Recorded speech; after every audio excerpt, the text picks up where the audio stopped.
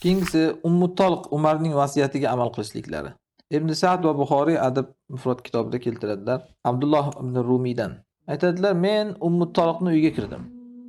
Qarasam, u kishining uyini shifti juda ham past ekan. Ya'ni odam tursa tegib qoladi shiftiga. Keyin aytdim, "Bunchalik uyingizda bu shifti past, ey Ummu Toliq?" U kishi aytdilarki, "Ey bolam, Umar ibn Xattob roziyallohu anhu hokimlarga maktub yozgandilar. Binoinglarni uzun qilmanglar degandilar. Chunki sizlarning kunlaringning eng yomoni binolaringni uzun qilgan kunlaring degandilar" deyapti. Ana shuning uchun uyimizni qisqa qilganmiz tomini. Umar vasiyatiga amal qilib deganlar-da. Mana ko'ryapsizmi? Oxirgi gapga e'tibor bering. Binoinglarni uzun qilmanglar, kunlaringning eng yomoni binoinglarni uzun qilgan kunlaring. Hozir biz mana shu kunlarda yashayapmiz. Mana sizga Dubaydagi Burj Xalifalar, mana sizga Malayziyadagi egizak binolar, egizakmi mana xullas o'sha.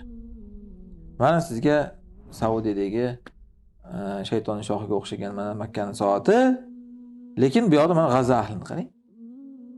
Har kuniga o'lyapti odam o'rganib ham qoldi subhanalloh. Sharru ayyamina. Kunlarimizda eng yomonini yashayapmiz. Nima foyda beryapti osmon bir binolar? O'sha sivilizatsiya hech narsa foyda bergani yo'q. Aksincha qamalga olib o'tiribdi musulmonlarni. Mana shuni ogohlantirgandilar-da, "Ey, binoingni qisqa qil. Tursang boshing tegib qolsin. Kunlaringning eng yomoni binoinglarni uzun qiladigan kunlar" deganlar.